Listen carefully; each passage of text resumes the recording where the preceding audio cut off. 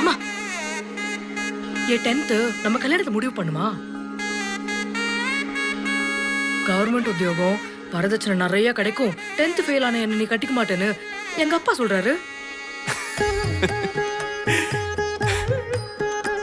ஏய் சின்னு, நீ என்ன கட்டிக்கிறதுக்காகவே பிறந்தவ. உன்னை வேணான்ட்டு வரதட்சணையும் குவாலிஃபிகேஷனையும் வச்சுக்கிட்டு நான் என்ன பண்றது? பேரு கோத்திரம் சொல்லுங்க. கௌசிகாச கோத்திரம், சுப்பிரமணிய சத்யபிரசாத், பால சரஸ்வதி. என் மனைவி.